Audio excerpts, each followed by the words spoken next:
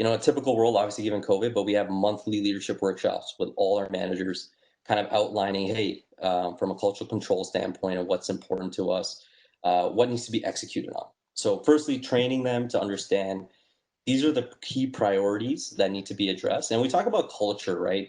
I think we have a manifesto that we've written up a while ago around our hospitality vision, and that sits at every single Tim Hortons location.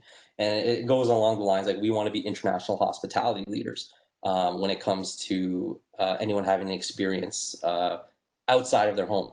Doesn't matter if it's a restaurant, bar, grill, movie, cinema. We want to be in that category to give you the best hospitality experience or the best customer service experience. So that's kind of our manifesto, and that sits at every single Tim Hortons location. And actually, that manifesto is something that we bring to every interview as well. So we bring the manifesto. It's part of our screening process. Say, hey, this is our hospitality vision.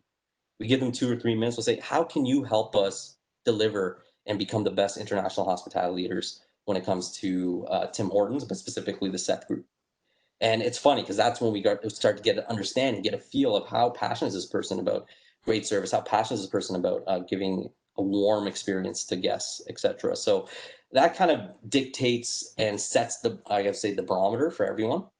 And then after that, it's a lot of internal controls to assess managers. So obviously we have the scorecard element. That's one.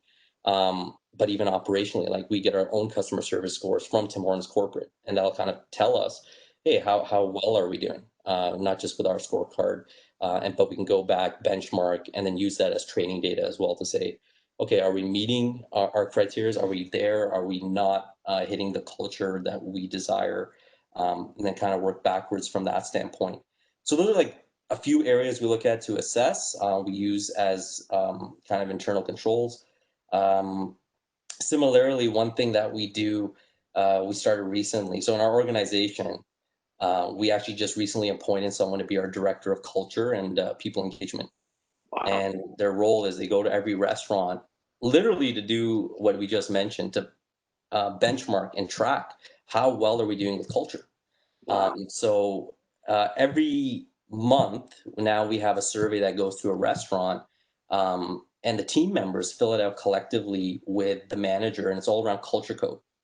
So we give situations, we give examples, we give questions pertaining to our culture, and we want to see because we have, as you can expect, um, we have such an upload of team members every week going to different restaurants, and obviously we have orientation, we have things like that. But for us, we want to make ensure that the culture that we teach and what we hold them accountable to, that they're constantly is constantly reinforced. So that culture code quiz helps with that, right? So a lot of new team members end up doing it along with a manager to get reinforced learning as to okay, this is how I'm supposed to engage. This is what we should be doing to endorse a hospitality culture.